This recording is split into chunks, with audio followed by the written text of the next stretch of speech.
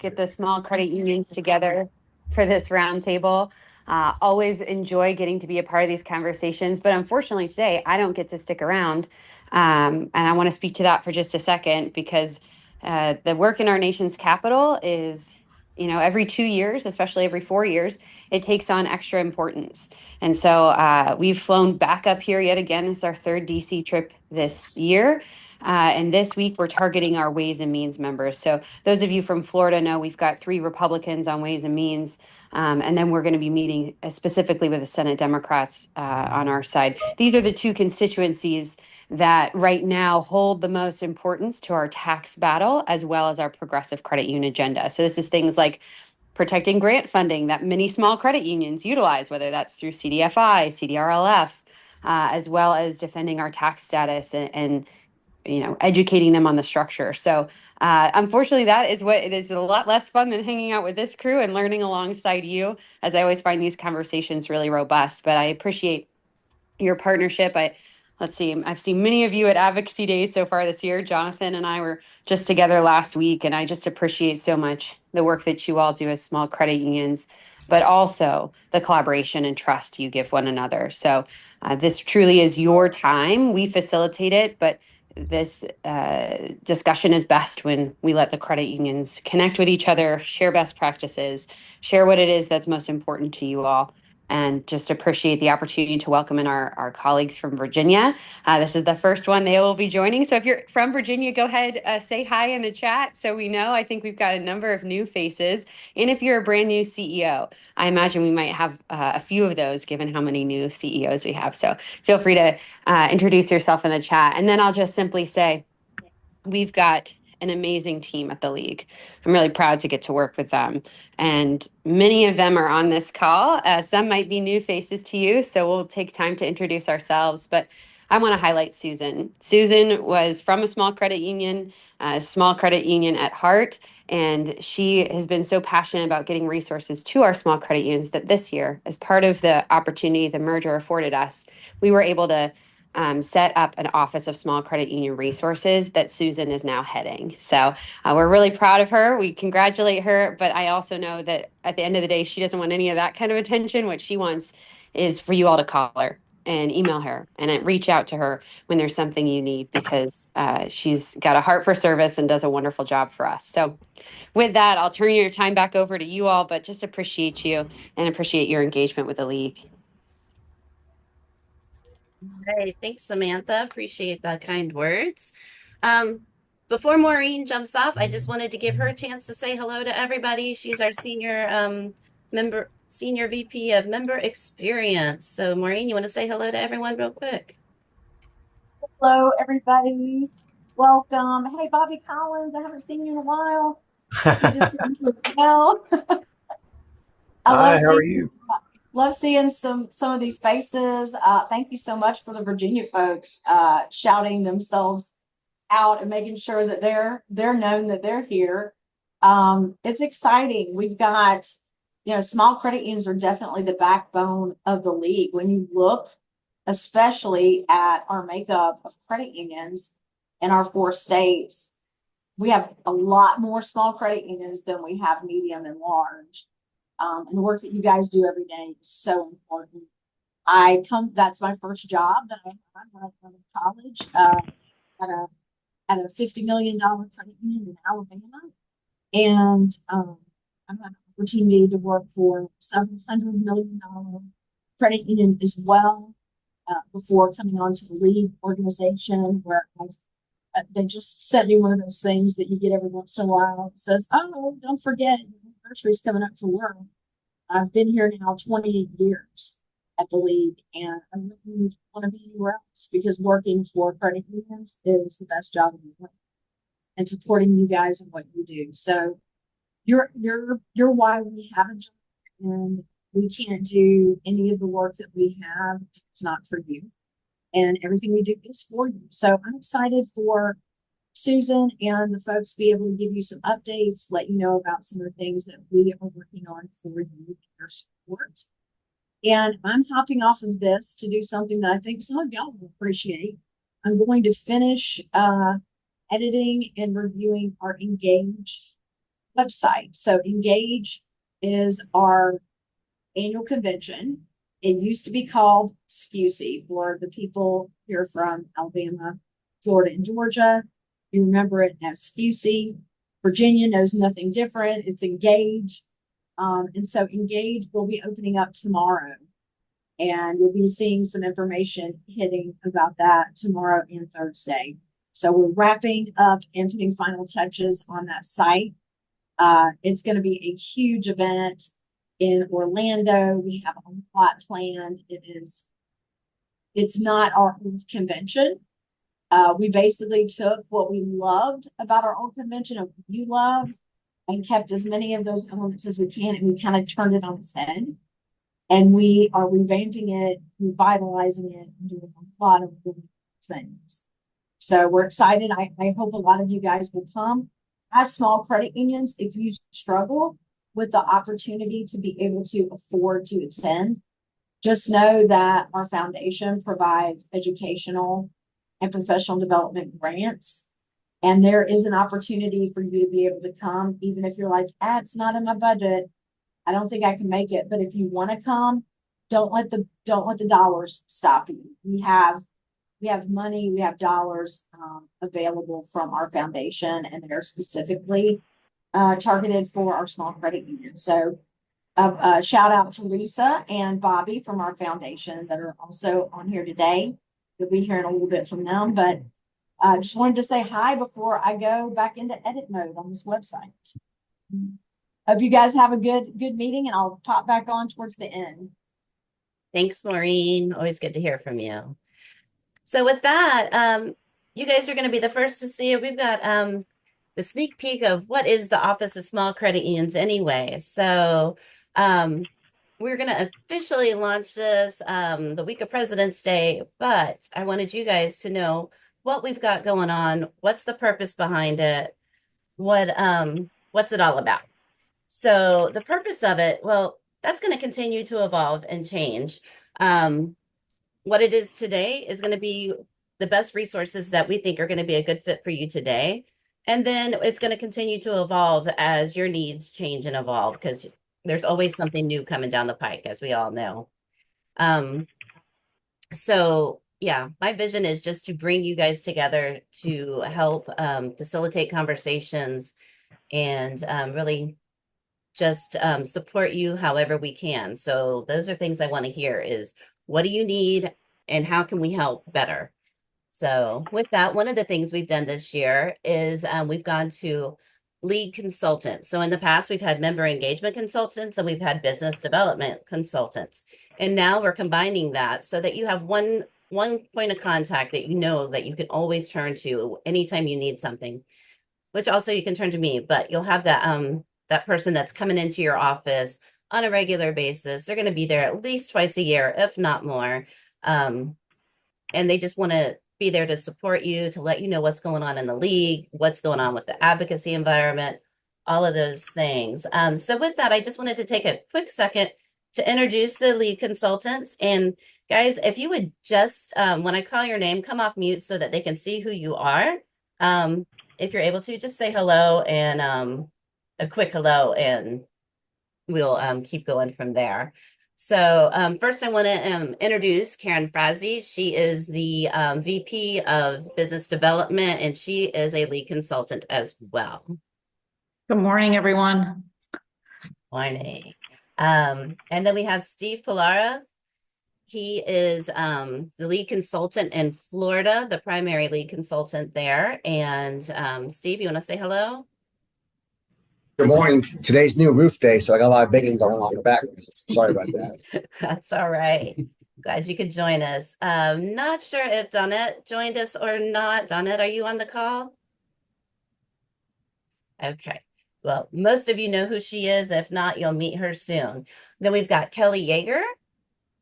She is based out of Birmingham. Good morning, everybody. Matthew Moyer, I believe, joined the call as well. He's also based out of Birmingham and works with some of the Alabama credit unions. And then we've got David Deacon. He is Virginia lead consultant. Good morning, everyone. All right. And we've got more to come. We've got a new person joining the team in about 2 weeks. He's going to be based in Georgia. So that will strengthen the ties there. And we are also looking to hire one more to help David out in Virginia. So we're going to have a lot of support for our credit unions, and just know that we're always a resource for you to turn to. So, and then myself, I'm going to be available to meet with you virtually or in person anytime you need some assistance. You can reach out by email. You can pick up the phone and give me a call. I'm always going to be a open office for you. So things that we do, we facilitate planning sessions. We offer custom engagement reports. And those are reports that are really just to show where you can better get involved in the league, and how our advocacy efforts are changing things in our environment. We also offer the custom performance reports, where you can compare with your peers on how your financials are doing against how theirs are doing. It's a very useful tool. And then, new to the Virginia folks, there's a compliance email. It's compliance@theleague.coop. And you're able to reach out with any compliance questions, and they give very thorough answers. It's not something that's just copy and pasted out of a book. It's usually very tailored to your specific needs. So, and then, new to our Florida, Georgia, and Alabama folks, we now have an HR hotline that we are able to call and utilize this. It's a HR attorney that you can have for employment issues that you might have. So we've got a lot of more resources that are available to our credit unions, and we want to make sure that you're aware of them and that you're utilizing them. In addition to that, we've got a library of online trainings now. And we're going to continue to build on it. So this is where your feedback is so important. We want to know what your needs are, what you don't see on this list that you wish was there. So if you guys already have ideas, drop it in the chat. We want to hear from you. We want to make sure that this is the best use of that you guys need. We want to make sure we're meeting your needs. So as you can see, we've got the BSA for board members. We've got a mastering BSA that's good for your staff. Truth in lending. I'm not going to go through all of them. You can read it, but there is a lot. And once you go through the trainings, you just reach out and we provide you certificates so that your examiners and auditors know that you're doing this trainings. So with that, you can find all of this information at theleague.coop. And you just go under resources and you'll see Office of Small Credit Unions, and just click in there and you will find everything that we just talked about. But ultimately, just know that, these small credit unions are stronger when we're together. We need to have these network of peers, and that's what we're going to try to do today. At the end of this call, we're going to get together in some breakout rooms with the 10 million and under. We're going to go 11 to, I forget exactly which denominations, but, and we're going to break out into rooms and talk about what's important to us. And we've got a few topics that we want to go over just to hear from you, but also we want to make sure that you guys have some time in there built in to just talk about what's important to you. We're going to do 2 in-person events this year. We'll talk a little more about that, but one will be in April. It's going to be in Richmond. And this will be a lot of good content involved in that. And then we'll also do on the front end of Engaged on June 10th, we'll have a small credit union, really robust agenda on that. So really excited for that. But we're going to do brainstorming sessions. So if I find that 4 or 5 credit unions are having an issue, I want to make sure to bring you guys together and really get that going. Because learning the strengths of individual credit unions, and we're going to leverage those strengths within our peers. So really just whatever you guys need, know that I'm here as a resource and I'm happy to help however I can. Does anyone have any questions about that before we move on? All right. with that, I'm going to turn this over to Sheridan, who's going to talk about the league communities. This is going to be another great way for us to connect together. Sheridan, you want to take it away? Absolutely. Thank you, Susan. I will let you know when we're ready to advance. Welcome everyone. My name is Sheridan Hughes, and I am the Manager of Programs in our Education and Training Department here at the League. Today, I'm going to be presenting the new and improved Communities platform, which is a new social forum site designed exclusively for the League Credit Union members, all of you amazing folks with us here today. All right, next slide, please. Beautiful, thank you. So during this presentation, we'll cover our purpose, the people, the plan, all the good stuff. We'll just go through a brief overview of what Communities is, what it looks like. We'll look at how Communities is geared more towards our credit unions than other social media sites tend to be. And we'll just kind of discuss those various micro communities we have available for you all to utilize. That is the most exciting part of all of this. So definitely hang in. Next slide, please. All right, so as we all know, credit unions play an extremely vital role in our society today. However, maintaining those strong relationships with our members can be challenging in today's digital age. Existing social media platforms are often very generic. They don't cater specifically to the unique needs and interests of our credit union members. So we want to find something that really works for you. Next slide, please. So here at the League, we're all about see something, say something, solve something. That is our motto. Our solution to connecting our members to the information you need most is Communities. Think of Communities as a Google for credit unions. Communities will serve as our League's digital community hub where you can come, talk, meet, do all of the things that you haven't had a dedicated platform for before. Next slide, please. So Communities is a dedicated social platform designed to bridge that gap. It's a place where League members and employees can connect, you can share experiences and provide personalized support to each other, and we can provide that personalized support to you as well. So with different features like the forums, groups, live chats, and even event calendars, Communities offers a safe and secure environment for everyone to engage and interact. Ask those, burning questions. Tell us about experiences that you've had that someone else might be curious about. Basically, this is your area to tell us everything we need to know and vice versa. So very interactive. Next slide, please. So when we're discussing social media, whether that is for business or personal use, we kind of automatically think of things like Facebook, LinkedIn, X, and all of these sites have a different main purpose. Facebook is generally personal, LinkedIn is more professional, and X is more for information sharing, although I'm sure we've all seen different things on X. Facebook is generally, just you're sharing your photos, you're talking about your families, you're giving us small updates here and there. LinkedIn, of course, we're finding out what new positions you're with, if you're with a new credit union and all that good stuff. But we want to find somewhere where you can really hone in on your personal needs as far as your credit union is concerned and your exact position. So while these platforms generally perform the exact same purpose, they all have a very unique draw.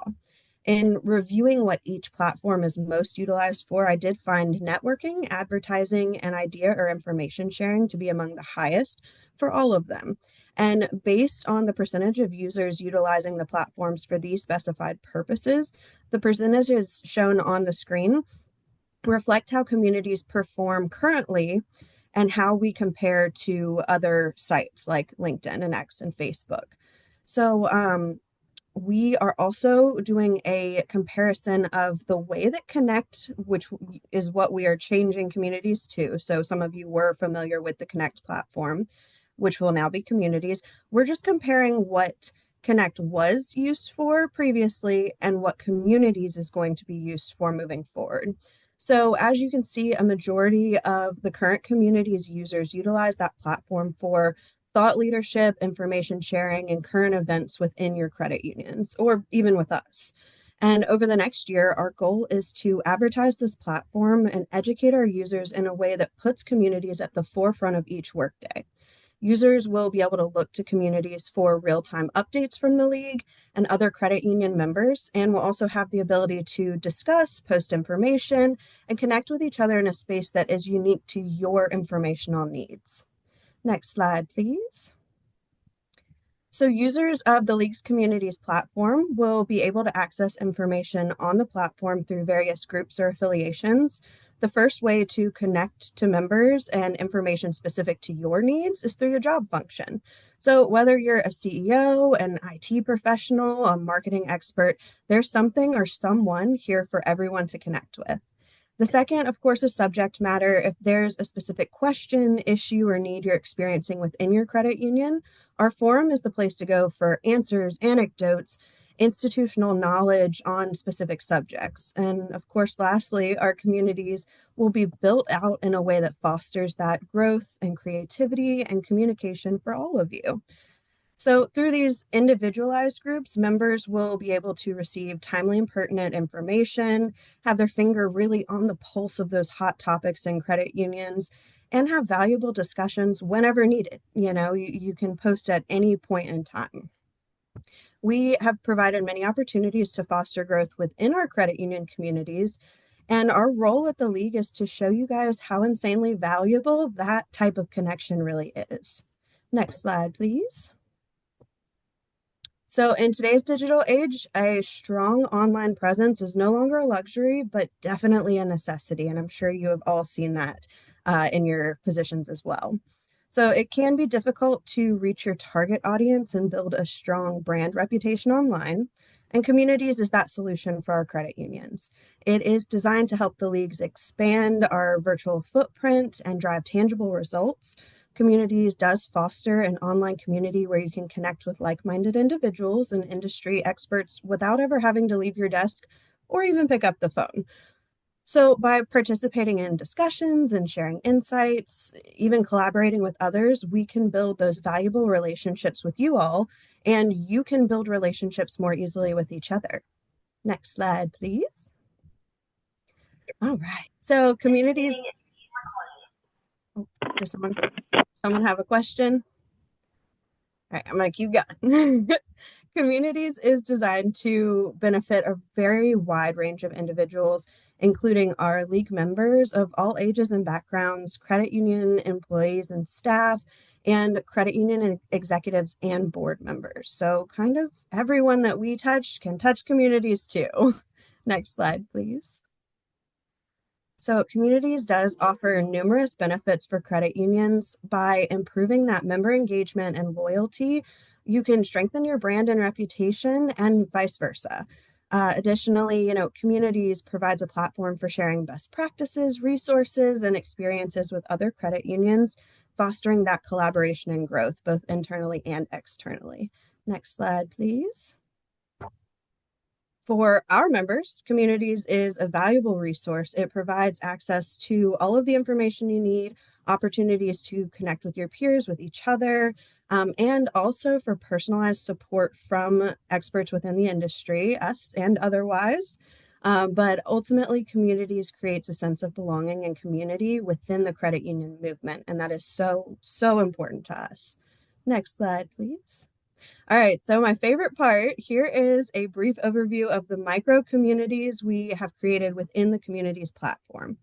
Our thought is that each of the suggested groups has shown significant involvement or have requested a space to have these ultra beneficial discussions. The members forum is kind of a drop all that's not listed here, but all community users are added to the members forum once you sign up. And once you join that platform, you do have access to anything posted within that members forum as well. Members also have the ability to request access to other micro communities, and we can also assign members to specific micro communities. If we see there's a need and you have an expertise, we will reach out and ask if you're comfortable joining that micro community as well. So the micro communities you see here are merely the start, and we'll continue to tweak the lineup until we have a really solid idea of the need for specific micro communities past these initial 10. Each micro community has or fills a specific need within the credit union world, and our goal is to provide you with a space to post that information for others, build relationships, provide mentorship, and for easy access to industry experts on those specific topics. All right, next slide, please.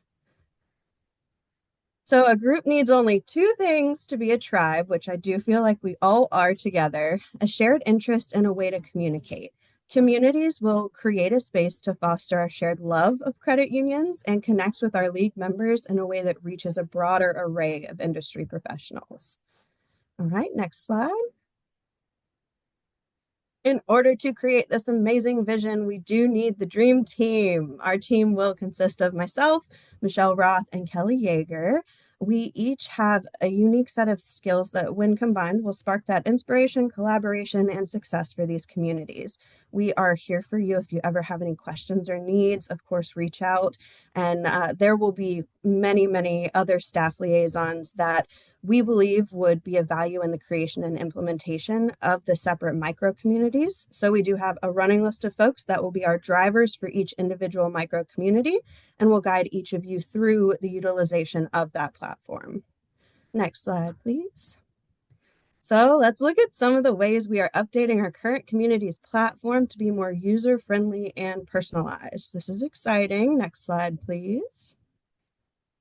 All right, so currently our side panel widgets, which some of you may be familiar with seeing, include our community etiquette and guidelines, a brief how-to guide for setting up your user profile. All of this information is also available on the news feed, so if you click around a little bit, you will find this information. It should also be on the initial splash page when you log in. But by updating our widgets to show league announcements, training videos, and a survey or contact information, it gives users a larger array of information right at your fingertips. This information will be updated continuously, so you'll also receive real-time updates on the homepage upon logging in. This will allow for more discussion, a better flow of information, and more direct access to the information you feel is most valuable. And just making these simple changes fully enhances the user's experience within this unique platform. Next slide, please.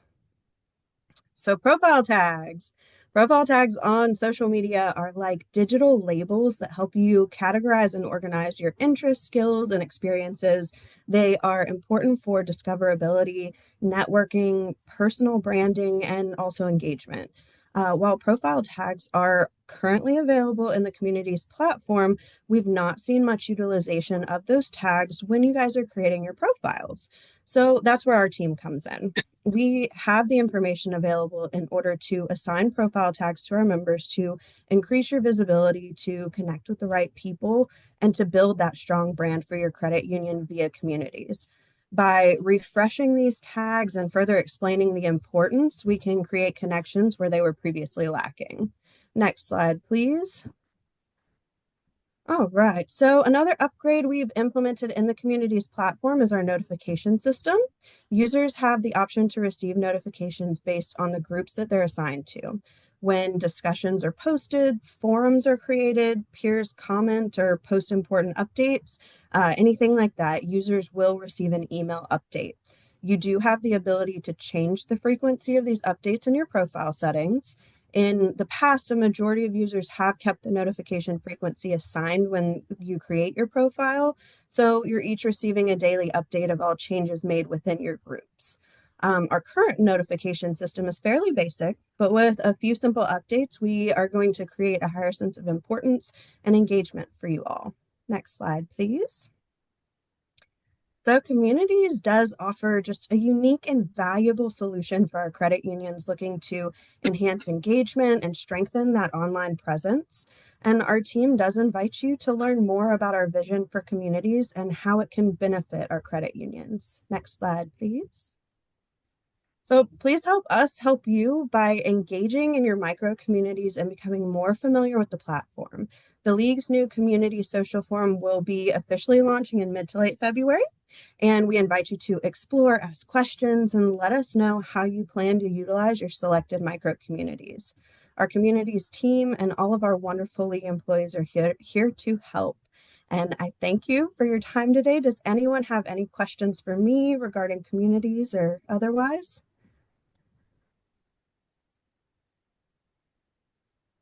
So real quick, guys, one thing that I really would like to see on the small credit union community, share those policies with each other, not recreating the wheel, so start sharing more often. And if you need a policy, reach out, join the community, make sure that you're offering what you're good at and borrowing for what you're not as good at. So again, stronger together. With that, we are going to turn it over to Bobby Grady.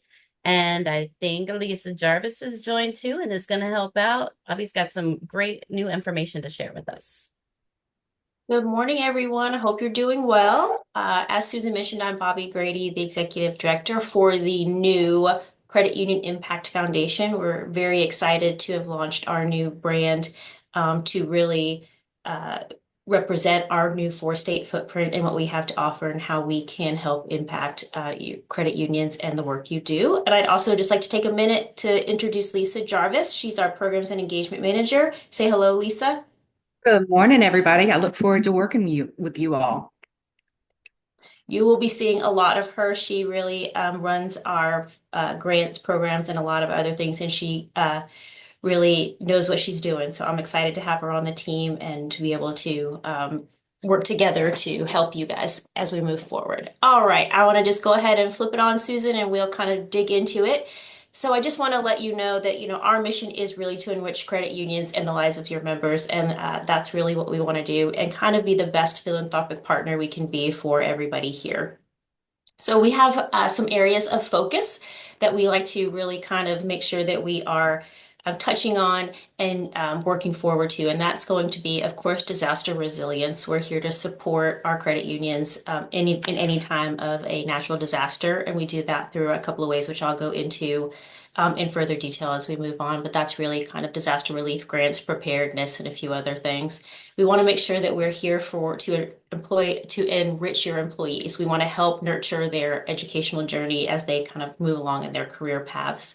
And also your volunteers as well. We want to make sure that they're given opportunities to really be embedded and immersed in the credit union industry. And then, of course, community impact. We want to amplify the work that you're doing. We don't want to go into the communities. We want to help you in your communities. So we do that through some granting opportunities and some other programs we have available. And then, of course, we want to make sure that we are good donor stewards of your dollars. So we want to make sure that we have sustainable and diverse funding to make sure that we can still continue to operate and provide you with all the programs and services that we have and kind of grow as your needs grow as well. All right. So one of the biggest programs that we have and one of the fastest growing programs we have is our Growth and Impact program, and that really houses our grant opportunities. And our grant opportunities cover a couple of items, and they continue to grow. So we have our community impact grants, our credit union development grant, of course, our professional development grants, new, and that will be announced a little later on. For some of our Virginia folks on, you will be familiar with the VIZO Financial Empowerment Grant. That will be introduced a little later. And then, of course, the Progress Fund, which I'm sure that Susan, are you going to cover that later too? I was going to let you talk about that. Okay, You wanted that's perfect. Okay. All right, keep on moving. So our community impact grants are really there, again, to help you with the work that you're doing in your communities. We want to be able to kind of partner with you and help to make your dollars go a little farther in your community. So we offer $5,000 for any credit union that wants to do work that really revolves around financial education and wellness. And that's kind of really a holistic view. A lot of the development issues really can find their way into financial wellness. So we want to make sure that we're covering those. Those are housing, food deserts, transportation issues, kind of outreach into schools, anything like that. If you can find some sort of financial tie to it, we want to be there to support that work you're doing. We also offer it for credit union or for our chapters as well. So that's $1,500 for chapters. For any of you that are involved with your chapters, please take that back to them and let them know that there's some dollars available for the work that you guys are doing as groups in those regions. So we will open our grants for this April 1st. The application time will stay open until May 20th. And so we will be taking applications. There'll be an online portal for that to happen. It will go through 6 weeks, I think is about right. And then we will announce the awards on June 9th. The application is fairly simple. It's not super in-depth. You don't have to hire a grant writer to fill it out. It should probably take no more than maybe an hour to get all the information we need. It's very basic. It's just kind of, what is the project? What are you looking to do? What's your budget? What are the outcomes you expect to have for that? So it's very simple. It won't be hard for you to fill out. And I encourage all of you to, with any work you're doing in the community, please let us know and get with us and see if we can support you. And then also with this grant, we also offer support for our credit unions looking for CDFI certification. We know that that can be a costly journey to undertake, especially if most of you are hiring a third party to help with that application. Let us offset some of the cost. We know we can't cover the full cost, but we can certainly provide a little bit of relief for that. If you're past the process of certification and you're looking to kind of get your grants in to CDFI and you're hiring a grant writer for that, we can help offset the cost of that grant writer as well. So please look to us to help support those efforts as well. All right. And then the credit union development grants, are really designed just to support our smaller credit unions in the areas of equipment and technology, marketing, succession planning, and my favorite, very broad category, innovation. I don't want to be too, I don't want to dive into innovation too well, meaning I want you to tell me what's innovative for your credit union and what you need to kind of better serve your members and how you're going to utilize some of the newest resources to do that, whether it's AI or some other way that you've been looking into to help you with your member outreach, with making it easier on your staff, anything like that. We want to hear what you're thinking of, what you're working on, and if we can help support that, we want to be able to do that as well. The granting follows the same path as the community impact grant. So the portal opens on April 1st. It stays open till May 20th, and we'll announce award winners on June 9th. So that's kind of it. I hope, again, you don't have to do one or the other. You can apply for a community impact grant and a credit union development grant and see how it falls out. I would encourage everybody to kind of just look through what your plans are this year for your credit unions and see if there's something that you think you can apply for. Okay, our professional development grants. Oh, go back to professional development. There we go.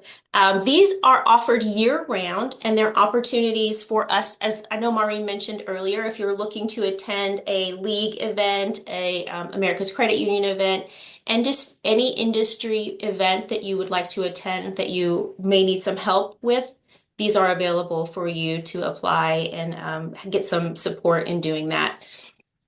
Your credit unions can apply one per year. We don't really limit your request of dollars, but we do say that dollars are limited here, and we like to make sure that we can get as many people as possible. But please put in what you have, and we'll look through and try to provide with as much support as we can to get you to these industry events and networking with your peers and kind of getting a little bit of knowledge and continue to grow as you see fit. All right. All right, this is a new one, gang, and this is one I encourage you all to look into and potentially apply for. This is the Disaster Preparedness Recovery Pro grant. This is a partnership with Recovery Pro, Policy Pro, with their Recovery Pro software, and this is kind of developed for your business continuity planning. We want to be able to help get you guys set up with Recovery Pro, so we have again, like I said, partnered with them to offset the initial cost of the software, plus cover the cost of the training. So if you apply for the grant and you're awarded the grant, we will invite whoever you decide from your credit union to come attend a training so that you can really be immersed and understand the software and get it implemented and know how to use it moving forward, so that your credit union can really take advantage of the software and what you need to do to kind of continue to be prepared and be the best credit union you can be in any time, including times of natural disaster. Okay. And then I know everybody is very familiar, or most of you are familiar with our disaster resilience and recovery grants. So in times of natural disaster, the league and the foundation really step up and want to make sure that our credit unions are taken care of and supported. And the foundation especially wants to make sure that your staff are taken care of. So we're really here to make sure that their staff can be supported during that time. They're set up, their kind of worries are alleviated a little through our grants, so that covers emergency supplies they may need if they've been unhoused or displaced temporarily, covering some of that cost. Any kind of immediate, their food goes bad due to lack of power, we're there to help relieve that cost. Just it's basically a way for us to help support them so they can get back to their credit unions and help supporting their members too, without that extra worry of what are they going to do with their house and their families and everything. And then we do have some resources available for preparedness, for just, our Southeastern Disaster Council is there where you can get in touch with anybody you may need. Just a lot of different resources. I encourage you to go and look on the website and kind of peruse those. Okay, I'm going to stop for a minute because that was a lot about grants, and I know I'm kind of a fast talker. So I wanted to stop and see if we had any questions about the grants in general before I move on to some of our other items. Okay, you guys are telling me I did the most awesome job explaining the grants. Okay. All right, so that was kind of our grants program in a nutshell. I'm going to move on. We do offer some help and support with financial wellness and education. We have our financial counseling certification program that we do through in-house. We partner with, oh, I'm sorry, Susan, you can kind of go on to the next slide. Yep. We partner with CU Strategic Planning and America's Credit Union to be able to offer it through the league at a discounted rate than what you would have going through ACU. And on top of that, we do have a live instructor in Mark Lynch with CU Strategic Planning, who comes in for an 8-week period and kind of breaks it down chapter by chapter and helps the students kind of study, go over the material, answer any questions they may have, just to kind of get them prepared for that test. It is, if anybody's taken it or plan on taking it, it is a little intense. And they get really nervous, so that he kind of makes sure that they are studied and well prepared and understand the material for the testing, and then eventually for their counseling efforts moving forward. So that registration is open now if anybody is interested, and it will stay open until May 8th, I believe is our cutoff date for that. But we do that every year, and we're hoping to continue to do it. So please send your staff, send yourselves, get certified. Let's start getting some financial counseling to some of our members. I know some of them could really utilize it. All right, next. So I don't know how many of you are familiar with a Bite of Reality app or just the Mad City Money reality fairs in general. But the Bite of Reality app is a add-on to kind of a reality fair, and it takes anything that was paper for the kids, the budgets, the assigning the life scenarios, and just puts it all on an app that they can download on their phone. So it makes it pretty easy and convenient for everybody engaged. Plus the kids get to use their phone, so they feel a little bit like it's more fun for them, a little bit more familiar for them. So for those that aren't familiar with a reality fair, it's an interactive life simulation that you take into high school kids. You do like this little fair, and you set up little stations, so, where they can pick their housing, where they can pick their car, their childcare, go shopping. And it really gives them a sense of understanding in budgeting. So how can they budget for their life based on a salary and a family that you've assigned to them? So they have to work within their means, understand what it goes. And throughout the fair, they have crazy things happen, like they might break their leg. Oh, there's another $150 right there. But it really just kind of gives them a peek into what it's like to be a grown-up and have real bills and challenges that come along with budgeting and just life in general. We have a few credit unions that utilize it right now, and we were able last year to help provide this training or this learning to over 2,000 students in Alabama. So I want to see it continue to grow and really provide that to our youngest kids and get them set up for success before they get into the real world. All right.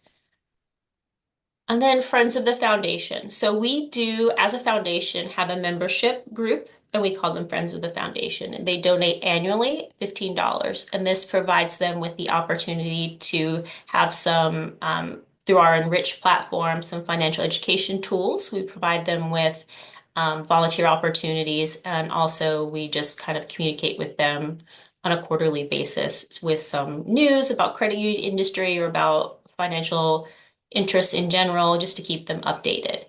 But if you go to the next slide, the good thing about the Friends of Foundation, it can be a field of membership expansion for our credit union. So as a credit union, if you are eligible, so it's multi-common bond, state chartered or federally chartered in most states except Virginia right now, where it's only federally chartered credit unions that can utilize this program. You can add this Friends of the Foundation to your field of membership, and then any member of ours can be a member of yours. So it's a way to really be able to reach to additional members that you may not have been able to reach out to before. So that's kind of high level. If you're interested in kind of learning more or talking with me about it, you are more than welcome to get in touch with me at any time. I'll drop my email in the chat in just a minute. Okay. Oh, we're almost towards the end, folks. So we do have some upcoming events. So I don't know if you guys are aware, but this week we are going to be holding our first kind of foundation exchange huddle. And that is where we've invited Credit Union Foundation staff and also community development or outreach individuals to come and just kind of exchange some ideas. Here's some topics from some industry experts and just kind of get together. I don't think we've had the opportunity to do this in our region yet. So we're excited to offer this for the first time, and we'll see how it goes, and hopefully it will continue to grow. And then we do have our charity golf invitational May 5th. So you'll see some information, some invites coming to you for that. Then, of course, like I said, our FICEP training begins in June. And then September 30th, we have our Principles in Philosophy Conference. And for those that aren't familiar with the Principles in Philosophy Conference, this is it's kind of an overview of everything that's credit unions. Why are credit unions important? What are our cooperative principles? Why were they started? What are our development issues? Anything that's based on the industry and why we do what we do. It's a great opportunity to put somebody through that's maybe a staff member that you kind of want to begin on their kind of career journey, or staff that maybe have come from banks that aren't quite familiar with the credit union world, or just a refresher for some staff people. But it's really an opportunity to get them there and get them understanding. It's a DE Light program, I guess, if that's a good way to put it. Before kind of investing in a big CUDE program, this is a good way to kind of get people's feet dipped into all things credit union and the people helping people movement. Okay, I feel like I just talked for so long, and I hope that everybody was on board with me and made it through the journey of all things the foundation. But I will pause here. If there are any questions, let me know.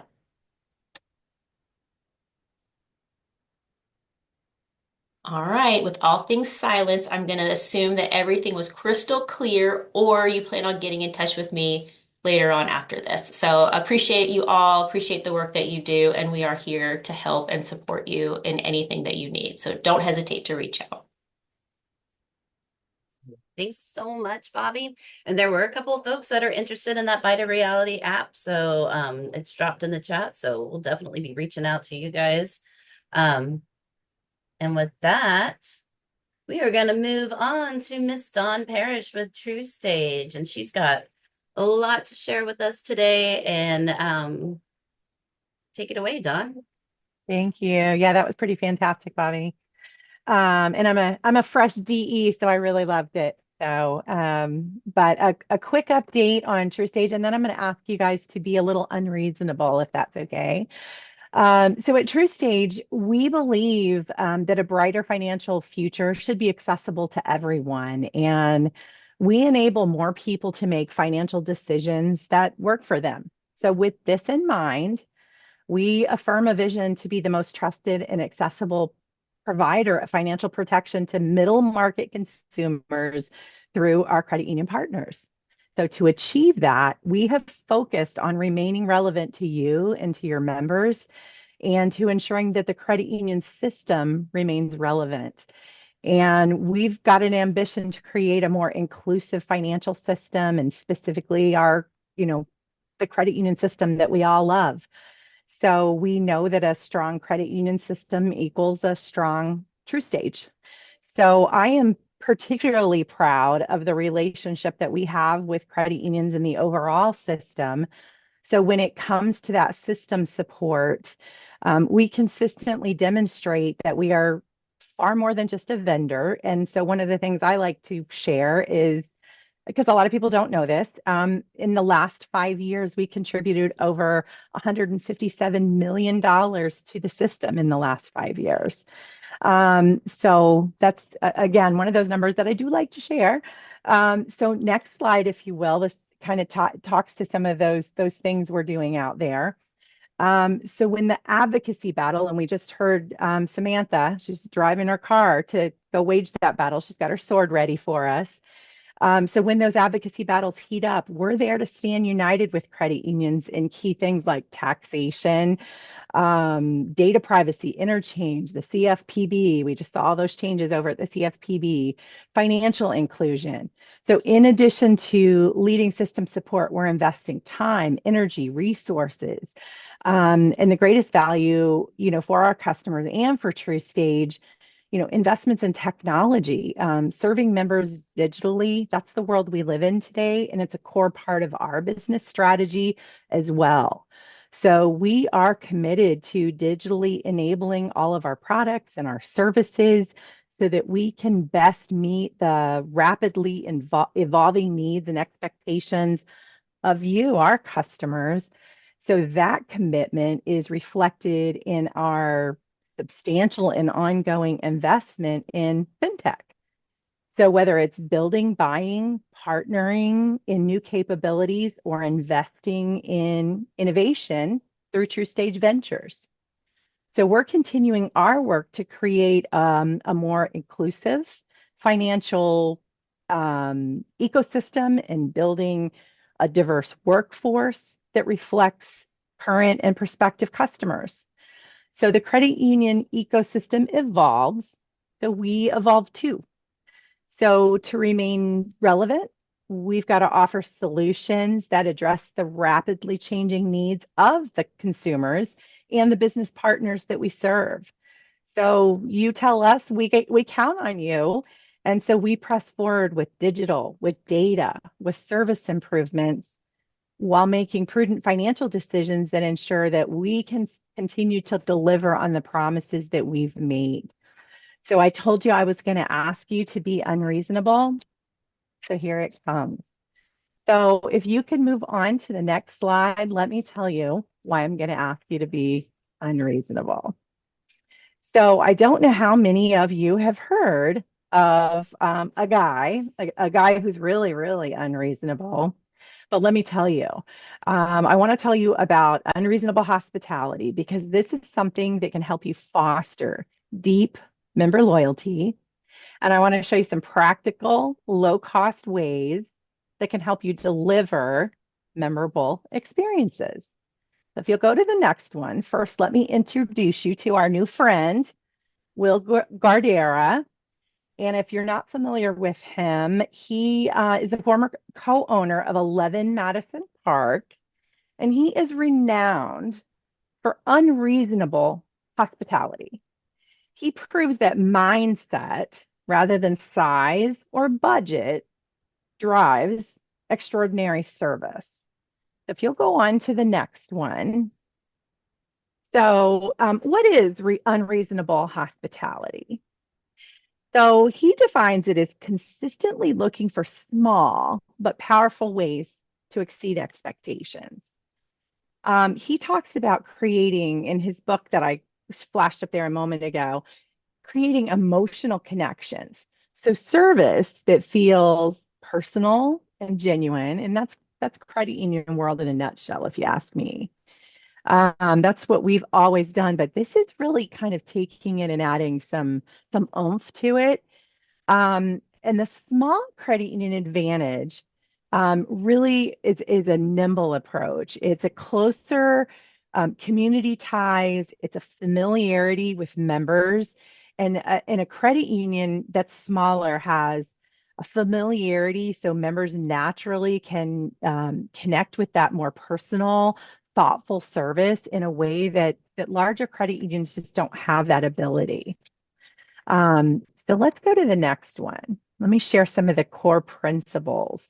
and the focus that you can have. So number one, there's a proactive attentiveness. So you can look for some of the cues in the everyday interactions when dealing with members. So for example, you notice that a member's child they've just come in from a soccer game. So the next interaction, and I saw my staff at the credit union do this. You kind of put that in your pocket, and maybe you have a sports theme thing going on because you notice a lot of people in the community are engaged in the soccer games, or in my community it was football. Everybody was going to the football games, and then certain times of the year in our community it was rodeo. So we would get engaged in some of those things. We even had a local Santa every year we had the Santa. Empowering team members is number two. Even teams with very few employees can make a big impact when they're trusted to delight your members. Encourage your staff to share creative ideas and solutions spontaneously. Number three, personalize and have community memory. So what this means is small credit unions, you absolutely know members by name and face. How are you using that for creating delightful moments? So capturing those details about members' personal milestones so that you can reach out and proactively celebrate them. Number four, internal culture of care. So in a small team, the way you support and uplift each other directly impacts the quality of service. So prioritize your staff's well-being as well with open communication and recognition. So can you go on to the next one? So why does it matter? So in this day and age, member loyalty equals survival because everybody is competing for that member that's in front of you.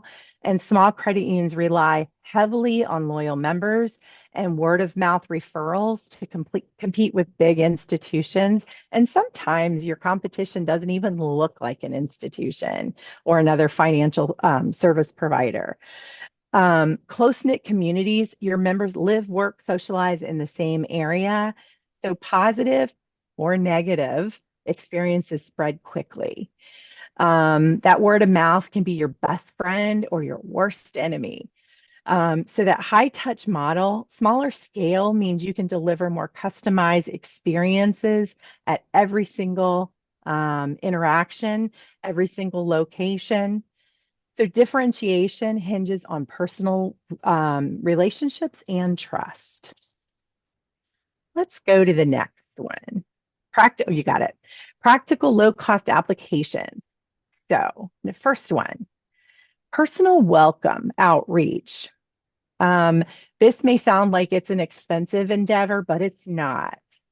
A cost-effective, easy one. And again, this sometimes seems like it could be a big undertaking, but a simple phone call or a handwritten note from a branch manager. The impact. Suddenly the member feels like they're part of the family rather than just an account, reminding them that they're an owner. They're not an account holder. They're not just a number, but they are part of the credit union's family. Number two, in-branch comforts. Sometimes it's coffee or tea or a small treat. Sometimes it's homemade cookies on a Friday. Welcoming spaces, a kid's corner with crayons or coloring books and things like that, just to make them feel a lot more welcome. Number three, community involvement. I mentioned that we had Santa Claus, and we had a guy who would come out from the local radio station and have Santa Claus take pictures, and we drew everybody in from the community when we did that. There wasn't even a great expense with it, but boy, did we fill up our area with members from all over the place. We hosted small events, charity drives, financial education workshops, local fundraisers. So it really amplifies the visibility as that caring, contributing neighbor. And I know some of you do that so well, but just capitalizing on that to show that community involvement. And I alluded to this earlier, member milestones. For birthdays, are you sending a personal email or a postcard? Even the member's anniversary. Some of those members have been with you 30, 40 plus years. Do they have one of those really low digit membership numbers? Recognizing those milestones or even major life events. Are they coming in and getting money because they're heading off on that anniversary trip? Recognizing those milestones, weddings, new homes, graduations.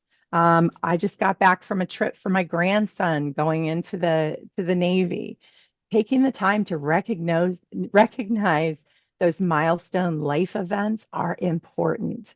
A quick congratulatory note goes a long way. Number 5, proactive problem solving. If a member is facing financial stress, proactively suggesting solutions like skip a pay or financial counseling before they have to ask. Some of my best interactions were when I told a member no.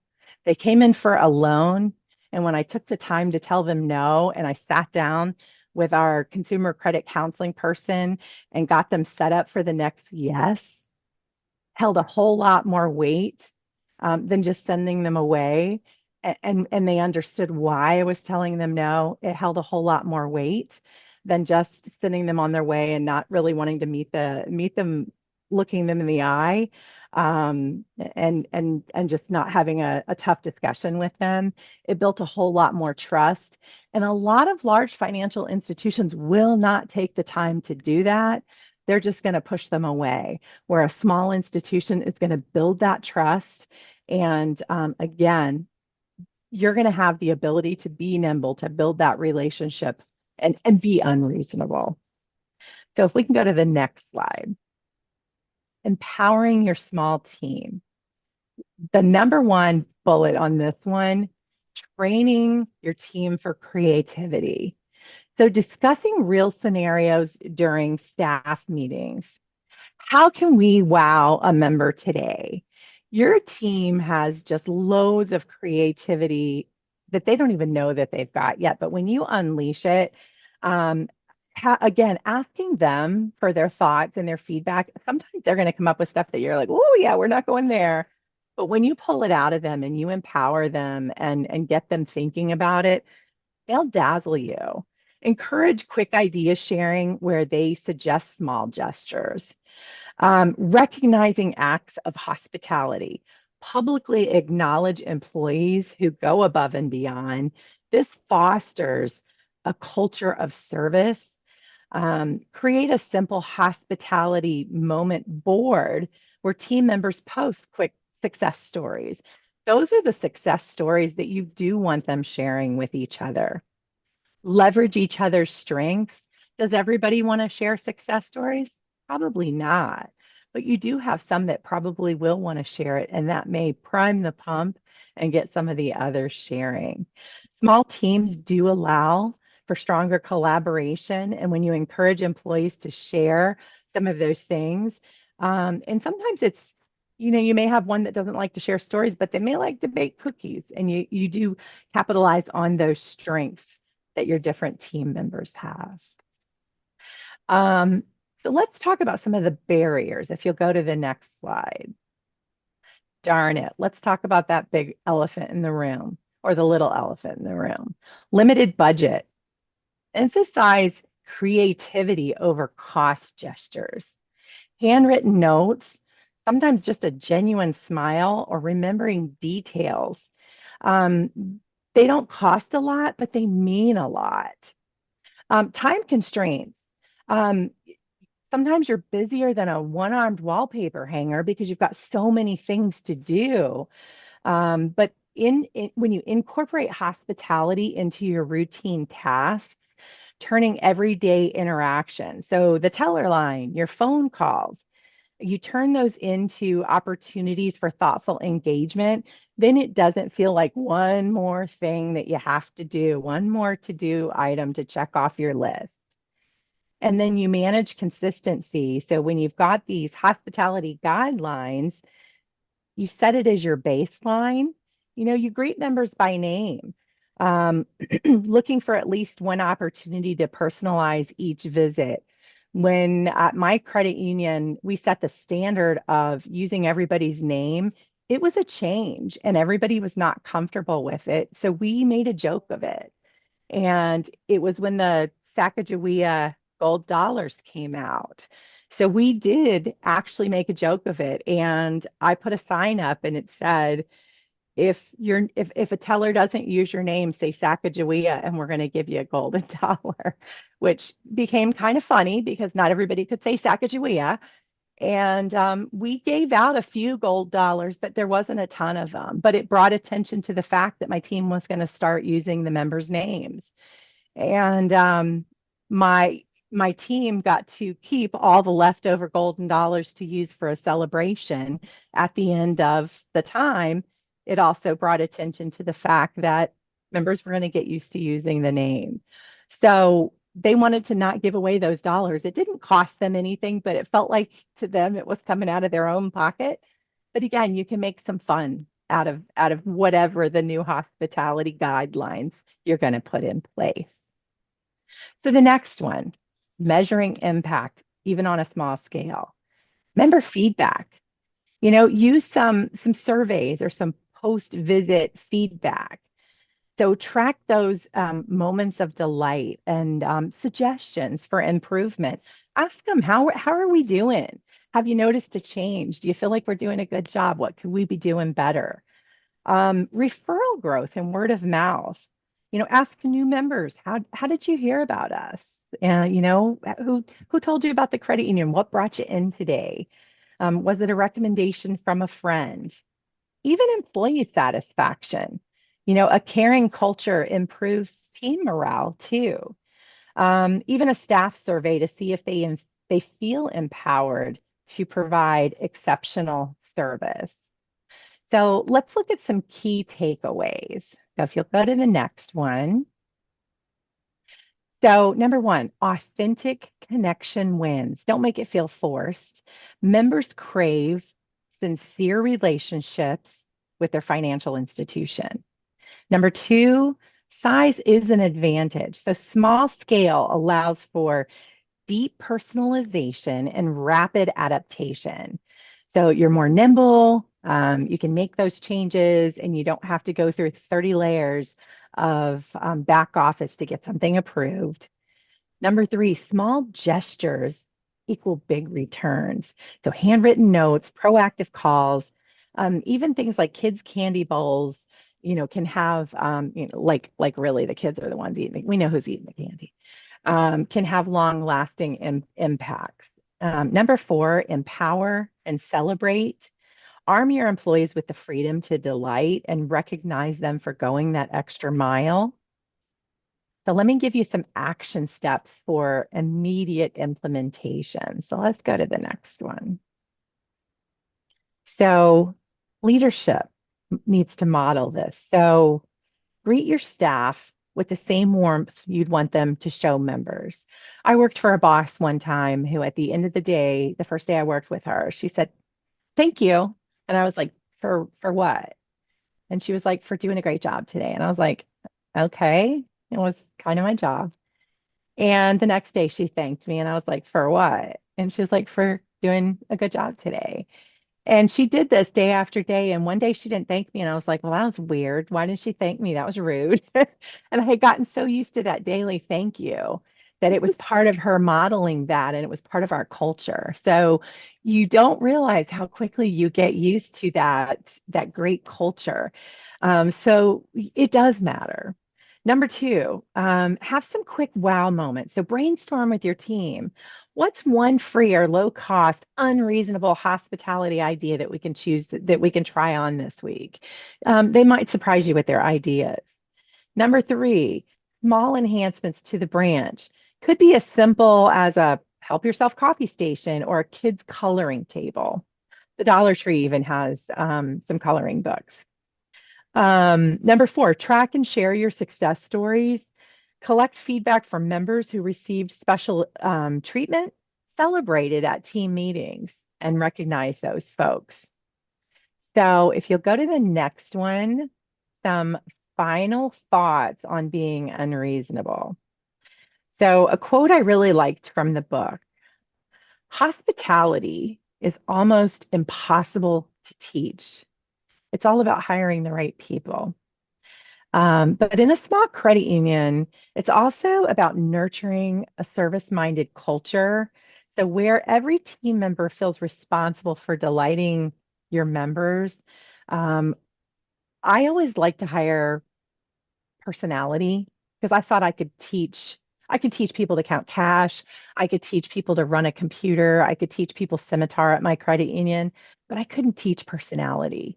So I used to fight my HR person every once in a while. They would say, I've got this person, I've got cash handling. And I would say, yeah, but I saw this person over at the Walmart pharmacy and dang, she was good. And they would go, yeah, but I've got this cash handling person. And I would say, yeah, but she's got the personality of a slug. And so we would battle it. And time after time, I would get somebody, I'd send them over to the main office for training and they'd steal my people time and time again.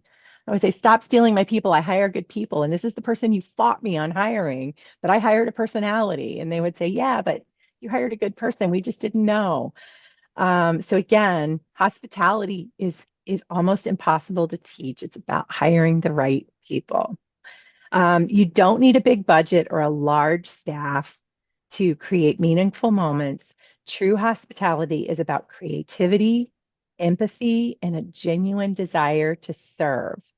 So, my call to action for each of you is to identify an immediate step for adding at least one moment of unreasonable hospitality to your next member interaction within your organization. And what I would like to do. So if you could go to the next page, this is my contact information. If each of you would share a moment when you get back of unreasonable hospitality, everybody who shares an unreasonable experience with me, I'm going to draw and I'm going to send somebody this book because I think it's fantastic. And there's also a really great YouTube video I'll send to you. I am going to draw a name and I'm going to send somebody the book because I think it's fantastic. So I don't know I think if you've got any questions, if we've got time, I'll answer, but I think it's a fantastic book. And if you're interested in having the book sent out to you, send me your unreasonable experience.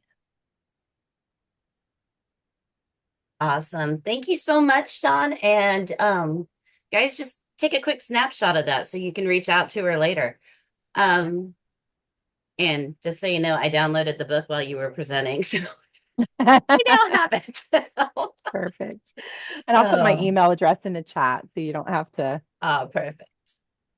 All right. Thank you so much. That was great. And now we're going to go into our breakout rooms. I'll be facilitating the $0 to $10 million. Kelly will facilitate 11 to 30. Dawn, the 31 to 70 and 71 to 150. And we're going to have you guys just choose your breakout room, go in there. We're going to have probably about 25 minutes and we're going to have some questions for you. And then we want to hear from you. What's important to you? What's going on? How can we help? So with that, I am going to open the rooms. You should hopefully be able to choose your room. And are you able to see to join the room? It looks like it's happening. Yes, excellent.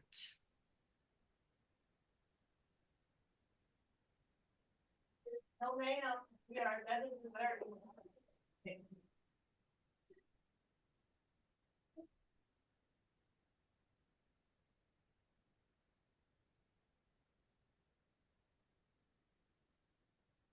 If you're not able to join, we will assign you to a room.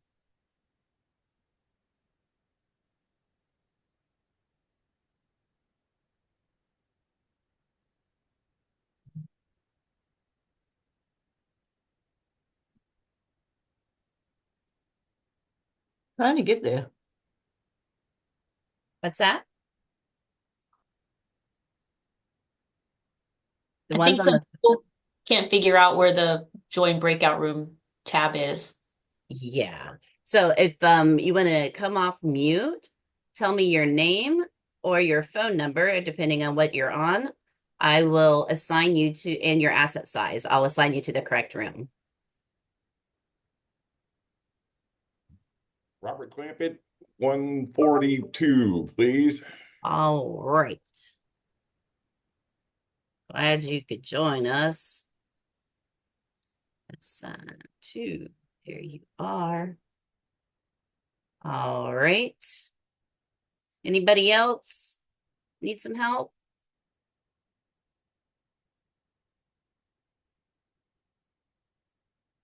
If not, I'm going to pop over to my room. Azetta Kelly Yager. Okie dokie.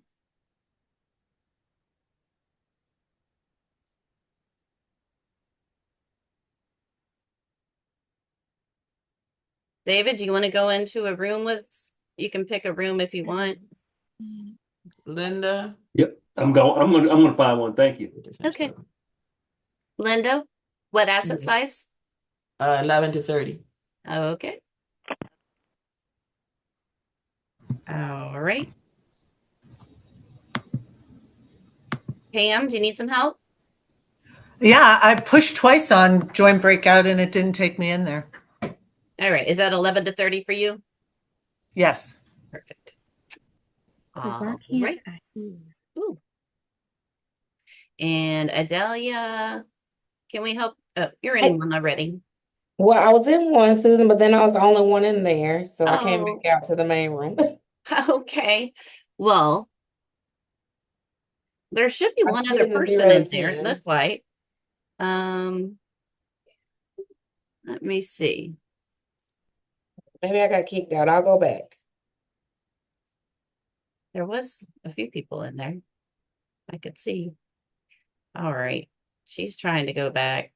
Matthew, are you able to assign people or no? I didn't know how that was working for you. Oh, you're on mute. Yeah, I don't think I can. I'm trying, but it's not letting me. Okay. Xavier, do you need some help? Okay. Well, I am going to go into the room. I'm sorry, I do again. Okay. It was 11 to 30. Okay, let me see if I can find you. All I'm right. Linda, I'm sorry. Move to. It says you're in there. I don't know how to get you back in there. This is complicated. Sorry. It's okay. I'm going to move you into the 0 to 10. Would that be okay with you? Because that I can do. It's not just not letting me move you back in. And we need some more people in there. Is that okay if we talk? I'm going to hop in there too. Okay. Yes. All right. I'm going to assign some people. And if they're there, cool. If not, that's okay too. All right. I'm going in the room.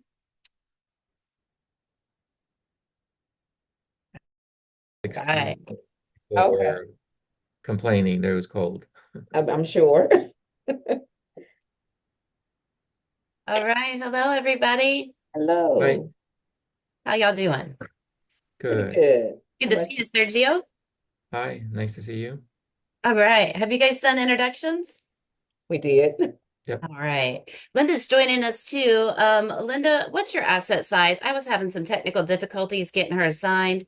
So I know 11 she's a to little 30. bigger than 10 million. 11 to 30. Yeah. Okay. And what credit union are you with? Virginia State Federal Credit Union. Oh, right. Well, we're so happy to have you. And okay. So we've got some questions that and let's see. I've got some talking points here. So some of the things that we want to learn a little more about. So new to this credit union space is shared employees. Have you guys ever heard about folks using shared employees in the past? So it's one thing I find to be really cool. So say you need like an accountant, and maybe accounting is not your strong suit. and you need that. But another credit union has an accountant, but they don't really necessarily have a full-time like CFO position, but they have enough availability. So sometimes the credit unions are coming together and actually sharing this staff member. And I think that's something that small credit unions could really benefit from, is just pulling together, like that whole concept of we're stronger together. So pull together, share a CFO. There are credit unions out there. It seems hard for me to understand how that works, but folks that actually share CEOs. So one CEO is actually operating two different credit unions because they have enough support staff underneath them to do this. So and I'm just curious if you think that this would be something you guys would ever be open to doing, or if you think it's just like not a good fit for how you're at. So just looking to see some feedback on that. And one of the things we do also at the league is we have a share compliance officer. So we've got somebody that you can hire. Sergio, I think you actually utilized the shared compliance, haven't you? Yes. Yeah. And so they'll like review policies, do things like that. So when you have specific needs.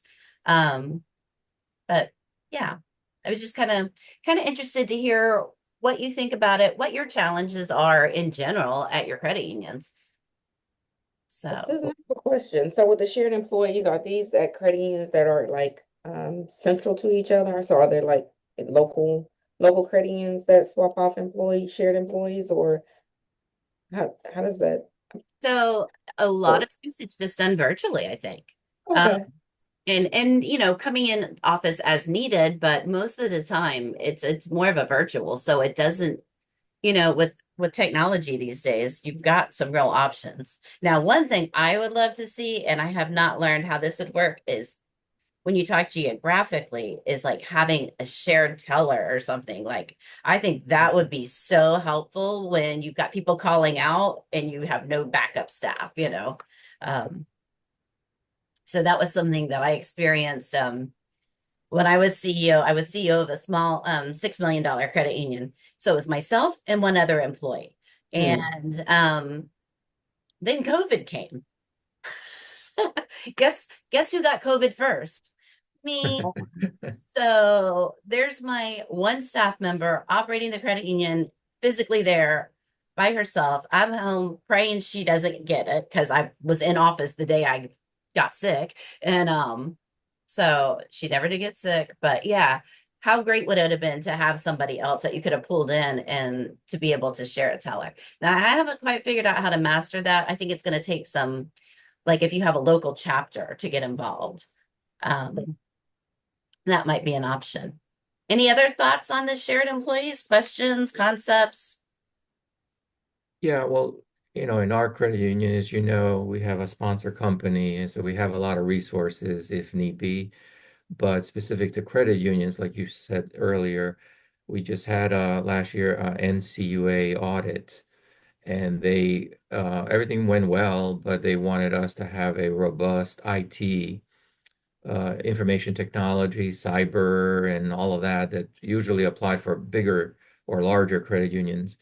And I didn't know where to start as far as developing policies. So I reached out to you, and then I utilized Tony Roberts, and he helped me out. And then I had our sponsor company IT personnel try to help me out as well. So it was just creating policies. But as far as accounting and things like that, I have an accounting background. So if I didn't have an accounting background, I could possibly utilize that, or just ask someone on the sponsor company.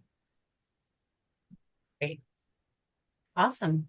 Well, as we get more people doing it, as I learn more about it, I will be posting more on our credit union, small credit union community, and communicating a lot through there. So my job is to gain as many resources as we can for and knowledge as we can for our small credit unions. So that's my commitment to you guys.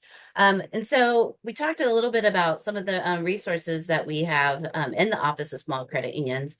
And I'm just curious if you've got some ideas of what types of trainings to add, what kind of more one-on-one consultations, where do you guys need assistance? How can we help provide you guys more assistance? And it could be, even if you think it's nuts, say it anyway. I want to hear, because maybe we can do it, maybe we can't. Good morning. I am so sorry. I just need to apologize. My name is Anne Hargrave.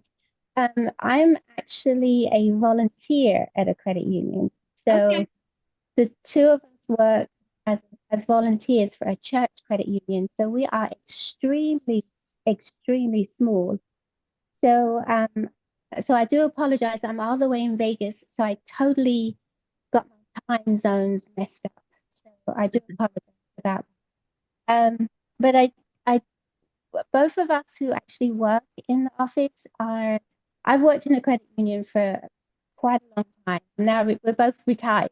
So our struggle is the fact that because we're both retired and volunteering, other things in life is a challenge for us. None of us are accounting background. So I did like the fact that you said about sharing the resources. Now we're located in Savannah, Georgia, so we're very small. But I like the fact that you said about doing it virtual. So would you be sending? We have to reach out to find out how that would work. I can get you some more information. What's your credit union? Which credit union is it? It's First African Baptist Church. Well, it's FAB Church Federal Credit Union. Oh, okay, perfect. Yeah. So we're just volunteers. We do it because we love to do it. I never thought I would go back into the credit union once I retired, but there's only two of us. We do like 3 days a week. So it's not open all the time. But and then when you said about sharing the teller, at the moment we don't do cash because there's only two of us. But I have done telework, and so every credit union seems to have a different software. So wouldn't that also be a challenge with sharing? It can be, but I've got some resources. So, Anne, I will get you in touch with one. I have a company that we actually partner with that offers CFO help or general accounting help, and they work with several different softwares. So that's something that might be an option for you guys, or finding another credit union to partner with. It is also the option. Like, you don't always have to go to a vendor. It can be the credit union sharing back, together. So, but I'll see what I can find for you, and we can talk more and brainstorm about what will be a good fit. That would be great. Thank you so much. And I really do apologize about the time zone. No worries. I'm glad you're on the call. Janie, anything that you can think of that you'd like to share? Okay. All right. Well, I'll definitely get some more information on that. Another one of the topics that I wanted to discuss is I want to hear from you guys what would be valuable roundtable topics to talk about. So, like, when we do another one of these calls, what would you want to hear about? Do you have interest in marketing, strengthening your lending program, compliance, accounting, AI technology, fraud trends? Like, what's top of mind for you guys that you would be like, yeah, I really want to tune in, because we've got the resources to figure out, to make sure that we're providing what you need. So Me, it's pretty much everything you just named. So this year we've got to restructure like our marketing plans, and working with a smaller budget, it will be helpful for us as small credit unions to see what others are offering or what they have offered that worked for them at the level before they got to the level that they're at now, that could maybe help us in our credit unions. And for me, there's a big issue right now with collections. I no longer have my collections officer. She retired. So that I want to go back to the shared employee thing again real quick, just to see if that's something else that's included in that shared employee that would be that's offered, that could be shared from credit union to credit union, or is that kind of not so much? It can. I apologize. I was taking notes about your bringing in somebody from an, that was small and has worked their way out of being small. So I missed which employee you wanted to know about. Oh, a collections A employee. collection, yes, I have heard that a lot. So I went to the America's Credit Union Small Credit Union Conference in Charlotte this year, and collections was one of the ones that they were saying they were utilizing a shared employee for. So yeah, definitely something that can happen. And so one of the things I will do is I can reach out to these people that I'm starting to meet that are doing it and find out how it's working for them. How they get started and what do they do, and see if we can get that get concept going, because I think that would be a good one too, is the collections, because sometimes you just don't need it that much. It's not a full-time job. Right. Okay. Any other topic ideas? I love the one about, I have a credit union that he started out as about $30 million credit union, and now he's 165, and he would be an excellent resource to come in and talk to the group. So I may see about doing some of that. So I'm excited. That was a good suggestion. How about AI technology? Like, what are your thoughts on that? Because you guys are smaller on the credit union side, and I assume that probably not a big fit for you because you don't even, you're really, really a micro community. Very much so. we had issues just putting in new computer systems. So yeah, we are so basic and so small, but I think what helps is having that credit union experience in a larger credit union. That kind of helps. But yeah, it is a struggle. We want to provide more technology for our members, but it's the expense for such a small credit union. It's really expensive. And then we had to have help from a vendor, which also dug into our budget. So if to share that would be excellent, and it wasn't too expensive. If it's not too expensive to share that, then that's great.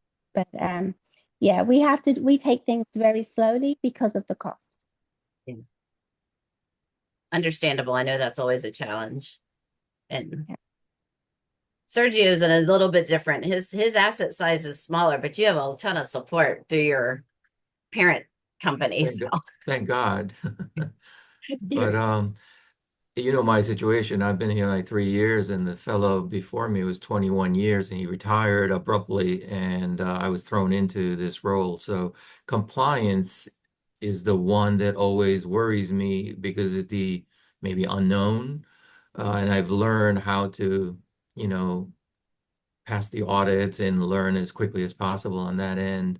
And not too many people here in the sponsor company would have that knowledge about credit union compliance. So that's one of the things. I struggle also with risk assessment, but I utilize the league and the people in Alabama, QUAG, to do our audit for compliance. So they've been very helpful to me as well. Glad to hear it. So let's see. I don't know exactly how long we have left. It's driving me a little bit crazy that I don't have a timer. I tried to shorten our time to 25 minutes just to make sure we had enough time to come out and talk about everything we talked about as a group. So, but we're just going to let it ride out to the end because I'm not sure I can figure out how to get back to you if I leave. And I was just curious, at your credit unions, how is fraud affecting your credit union? Being that you're in that smaller asset range, you typically have a little less of that going on, but also it can happen. So I'm just curious, what you guys have experienced, how you're handling it, that sort of thing. Well, for me, thank God our credit union hasn't experienced it. We haven't actually had any fraud, knock on wood. Yay. Yeah, for us, we haven't had anything. I think in my 3 years here, there was one check that was altered by somebody, and we put a stop payment on it. but all of our members are employees of our sponsor company. So that's good in that way as far as not having fraud, but bad in the sense of not being able to market and grow the credit union like you guys suggest. So we're at like 7.6 million, and we're in that range from 7 to 8 million. So we can't market to outsiders basically. Right. But we can market to our sponsor company other states. We're in 45 states and we only do 16 states. But I've been trying to have our partner on the other side try to do that, but it's not a top priority for him, unfortunately. Yeah, that helps. And Idella, what's your field of membership? We're faith-based, so we Okay. have Baptist churches and faith-based organizations is our field of membership. So you've got a pretty good pool to come from, huh? Somewhat, yes, but even marketing to them proves to be a little difficult because we're so close to South Carolina that I can market to churches and organizations in South Carolina as well as Georgia. So just getting out, just finding the time because we're a staff of 3. So just finding the time to be able to get out and do that and what's the best. So we're utilizing Facebook currently to kind of push things out too. But just trying to find different other ways of marketing and getting, the information out that the credit union is here.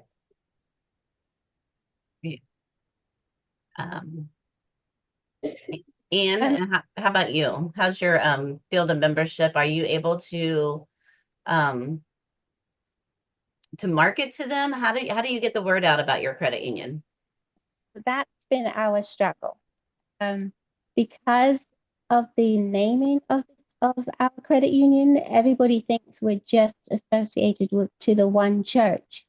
And so we've been trying to, we've asked how can we expand our field of membership, and that's what we're kind of working on right now. But it has been a struggle because we're not getting enough commitment from our church members. And so, we're trying all that we can to, let them know that they know that we're here. We've been here for 70 years. So it's not as if we have not been around a long time. We've been around. And I just moved to Georgia. I retired from Virginia Credit Union, moved to Georgia, and I wasn't going to go back into the credit union, but then we went to church, and so that was it. But we did actually have a fraud issue that came up, and that was very surprising for us because the church member who was involved didn't know anything about it, didn't understand how it happened, and we still haven't figured how that happened. We just have no idea how it happened. Wow. But now we have to monitor our account every single day. So every day during the week, we have to physically go in and make sure that that our checks are cleared and that there's any unusual activity. So we have to monitor it because of that. So, but, the marketing issue, we have all kinds of information we announce, but our struggle is just trying to just expand on our field of membership. So that is what we plan to work on this year. We tried working on it half of last year. So that is our goal now, to keep working on our field of membership. So we have the marketing material, we got a grant, we were able to get equipment. So we're trying our best to, utilize what the grant has enabled us to do. So I would like to speak to Idalia. Yes. Because you are also faith-based membership. So if possible, can we get your number so that we can, contact you and speak to you after this? Absolutely. Are you where I can drop my information in the chat? Are you where you can see the chat? Let me see. Because I had to use my, yes. Okay. See if I can get to you. Right. I'll just put my name here. And phone number. We most of the time we use our cell phones because we're not there. Right. So when members try to get hold of the church get hold of us in the office, we're not there. So we just use our cell phones. So when members try to get a hold of us, they just call our cell phones. It's just so much easier. So, oh, sorry, wait. Oh, yes, that's yours. Okay. Oh, I forgot to put the name of the credit union up there. Sorry. And I see yours too. So definitely, I know you said you were in Las Vegas. I wish I was there. Well, I'm babysitting my child's they're not children, they're animals. So I'm here for a week while she's working. So I'm babysitting.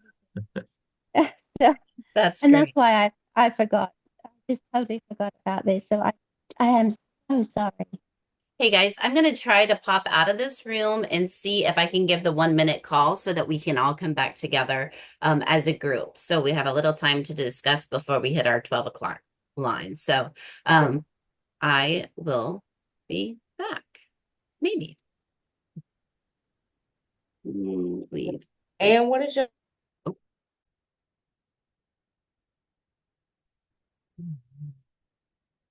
Hey guys, how's everyone doing? Good. I'm gonna try to give a 1 minute if I can figure out how to do it. You'll be an expert soon enough. I'm gonna broadcast that they have 1 minute. Okay, don't talk. I don't think they can hear you though. Oh. Better yet. All right. I did a 1 minute because I already had it set for 30 minutes and then we went a little long. So I was like, oh, got a little worried. So we'll give them till 11:45 and then we'll come back. We're going to have to give a quick. I had only just a few people, but there are some rooms with a lot of people. So kudos to facilitators. Well, that's good. A lot of people were talking. Yeah. And we'll announce the progress fund real quick at the end. Yeah. Okay. I'm closing the rooms now. They'll all be back.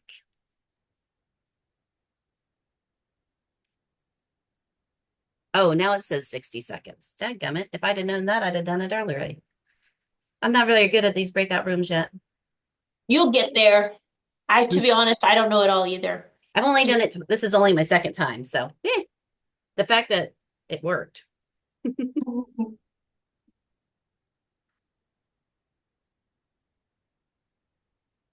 Hi, everybody.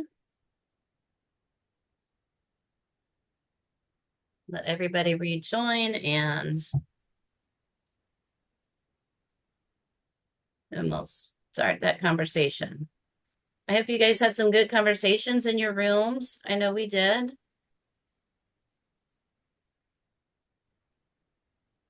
A few more people to get back online.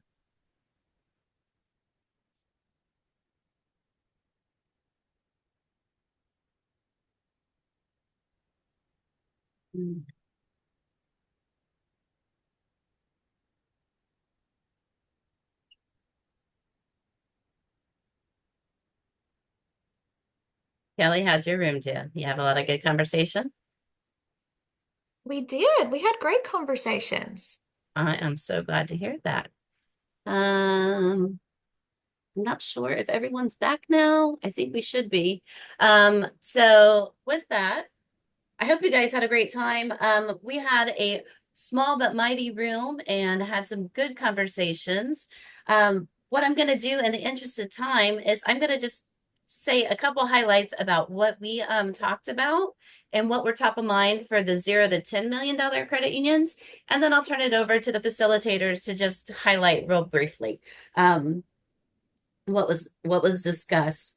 So one of the things that we talked about were the shared employees, and in the smaller asset size, one of the things that could be really beneficial is to like actually have a shared teller.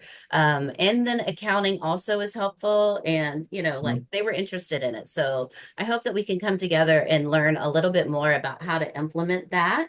And then also for topics of future roundtables, one of the folks said, they want to hear from a credit union that was a very small credit union and grew their credit union to a much larger credit union. So not necessarily $1 billion, but actually grew, because that's the challenge for the small credit unions, is to figure out how to grow. So those were the highlights that, and we talked about a whole lot more, but those were the top highlights of just really trying to figure out how to grow that credit union, and some shared resources would be great. So Kelly, can you tell us what were some of the hot topics that you guys discussed and how it was received? Yeah, sure. So we had great conversations in our group. We also talked about shared employees and trainings. Some of our group shared the concern around succession planning for small credit unions and how it's super important right now. And they're really looking for a training program for that second in charge coming up. We know that there's America's Credit Unions has the management school. We also have Circus. However, it's hard for our small credit unions, as you guys know, to send your employees away for a whole week from the credit union. So they're really looking for something that takes the nuts and bolts of how to run a credit union, how to select board members, what to do in board meetings, things like that, to provide that training for their second in charge in that succession plan. And then they also shared information about how some of our credit unions are doing CEO breakfast and lunches with all the CEOs in their communities, and collaborating with each other and able to share information and see what the others are doing. So I challenge my group, if you aren't already doing that, to please try to set that up. Again, I know you guys wear many hats and you all are super busy, but you never know what it could do for you and your credit union. Just being able to share with one another, and it may even save you some money if the bigger credit unions are able to help you with some type of software or something that you need for your credit union. So a lot of good chats. That's great. Love that. I know Danelle just started her CEO, small credit union CEO lunch, and it was pretty successful. So I think that's a great plan to implement that in your area. And with that, Dawn, you want to share a little bit about how the conversation went in your group? Sure. When we talked about the shared employees, one of the ones that would be helpful would be shared HR, just kind of as an as needed. Hey, I need to do some interviewing. And on that same topic was hiring costs. It's not always affordable to have to pay, $8,000 to $10,000 to bring on a new person. So having that shared HR, but also, I need to bring somebody on, it's getting expensive. When we got to fraud discussion, there was an aha, because some of the people were on the same system, and something that had been fixed in the past when new technology had come along. A lot of you guys are probably familiar with the issue of people increasing or making extra payments on their credit card and artificially increasing the limit. And that had been fixed years ago. Well, with the newer technology, it's become an issue again. And now people are artificially increasing their balance on a new, I think it was the P1C. And now there's these inflated balances, and now there's new fraud because the newer version of the system is allowing people to make overpayments and inflate the balances. So just talking through that, people were going, oh, I got to go back out and check on that. But on the topic of training, a topic that everybody would love to see is some sessions on AI and,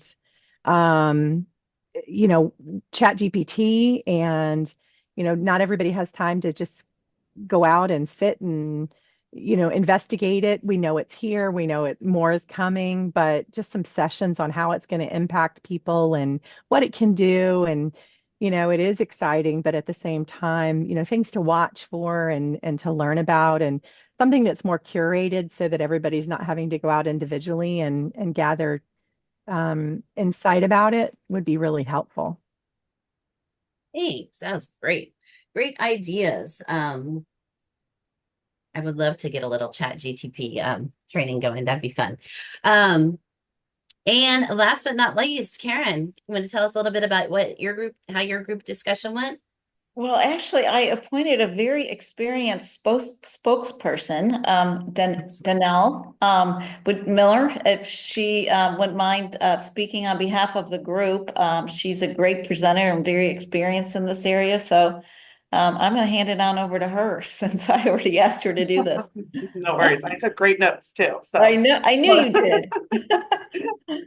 All right. So when we talked about shared employees, most of us did not have any shared employees. We did have a couple of credit unions who have a shared CFO, which is something a few of us really were interested in hearing more about how we can do that in the future.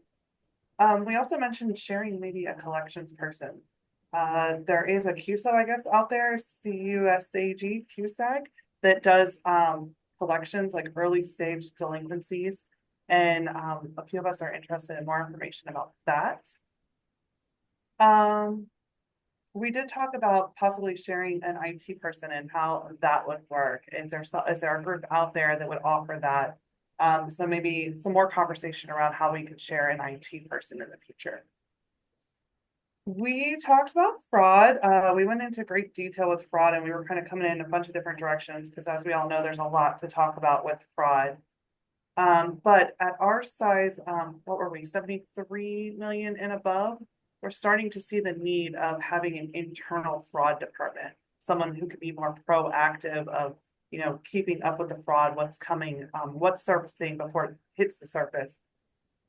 So looking for training on how to create that department and where to begin. Because obviously when you're creating a department that you don't already have, and you got to figure out where to start, and maybe the league can provide some more guidance on that. We also talked a lot about the Zelle and Cash Apps, and one of the credit unions in our group actually did a really great campaign locally that shared knowledge about what those applications are and really how to use them and the impacts of fraud if you misuse those applications. And I thought that was really great. And member education is the best way to get in front of fraud, making sure members understand what kind of fraud's out there and how to protect themselves. Awesome. Love that. Yeah, I can see what we can do also to get more information on how to start up a fraud, get that fraud employee and what that might look like. It's a great idea. So one thing in there for that, I just thought about it, but here in Tampa, we actually started last year a local fraud group where all of the credit unions, large, small, we all send somebody from our collections department actually to learn a little bit more about fraud and collections and how they kind of go hand in hand. And it's more of just like a small group discussion. So maybe we can talk a little bit about that and how maybe that can be shared out to everybody. Yeah, great ideas.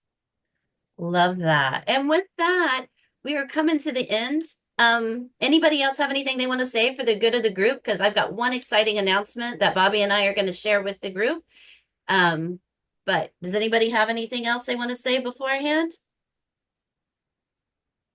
All right. So oh, sorry. Go ahead. No, I just wanted to say this was just wonderful. Finding out all this information. I'm excited as a small credit union that you all are, really looking out for us and trying to see how you can support us and help us. So All of you did a great job, and I'm just excited about all the things I'll be able to share and be a part of. Thank you. Thank you for being here. I'm glad you found some value. Yeah, so with that, you guys, a lot of you, not all of you, are familiar with what we've always called our SAS funds. And that's where we have $1,000 for small credit unions that they get to utilize every year on any kind of training product or any of that through Leverage or the League or America's Credit Unions. It also works on bicep training. And so we've always offered that. Now the 150 million and under are going to receive that. But the exciting news is we changed the name. So now it's going to be called the Progress Fund. And Bobby, share a little bit about what the exciting news is for this year's Progress Fund. I love being the one to share the exciting news. Thank you, Susan. The foundation, thanks to a lot of generosity last year with our donors and support, we are able this year to increase the Progress Fund to $1,500 per credit union. So please take advantage of the extra dollars we're able to provide to you. I know that you guys will use it wisely and use it to the best that you can. And please don't be shy. Get with Susan. I think it's Susan who will do that. Make her work late nights trying to process all of your payments. But we're happy to provide that to you this year. And hopefully it will go a long way to supporting you. So can I get a little yay? 1,500 yay? All right. Yeah, we're really excited to be able to offer this, and thanks to the foundation for that. So just a little housekeeping details. To do that, we ask that whatever you need to utilize those funds for, you pay for it in advance. You send me the paid receipt, and then I'll process from there. We may implement a new process down the line, but that's how it's going to go for now. So with that. Hey, Susan, Doug just asked if you'll be getting if the folks will be getting the copies of the slides today. Yes, I will share some slides, and also I'm going to post the recording on the Connect group. So Maureen, are you still on the call? I'm not sure if she had to drop off. Matthew, you want to go over the education upcoming events in 2 minutes or less? And Yep. Awesome. Hey guys, yeah, I'll be quick. I know it's coming to the end. So I just want to give you guys something to put on your radar for the future. State advocacy. We've actually already had Richmond, Virginia, and Atlanta, Georgia. So unfortunately, if you didn't make those, hopefully you can next year. But we still next week have the Montgomery, Alabama advocacy. That'll be from February 10th to the 12th. And following that, we'll have the Tallahassee, Florida. That'll be in March 17th to the 19th. The Small Credit Union Conference will be in Richmond, Virginia. That will be from April 28th to the 29th. That's going to be a very good conference coming up. So put that on your radar as well. Engage. So this was formerly the Southeast Credit Union Conference. CC, right, guys? Is that how you say it? CC? I'm new. QC, sorry. That'll be at the Hilton Orlando, June 10th through the 13th. And if I can get the next slide really quick. The Circus will be in Savannah, Georgia, and that'll be August 3rd to the 5th. Vision will be in Alabama. That'll be August 18th to the 20th. Inspire will be in Charlotte, North Carolina. That'll be September 17th through the 19th. And the last one is the CEO C-Suite Summit will be in Virginia. That will be, I do believe, November 5th to the 7th. I just lost it. So just keep those on your radar if you would. We always are having our virtual training opportunities and leadership programs. So make sure you guys all check that out. Does anybody have any questions? Excellent. Thank you guys so much. Thank you for going through that super quick, Matthew. If anybody needs more information about any of that stuff, reach out to me or your lead consultant, and we will get you connected. So thank you all for joining the call. We appreciate you so much. And until next time, we'll see you soon. Bye, everyone. Bye-bye. Thank you.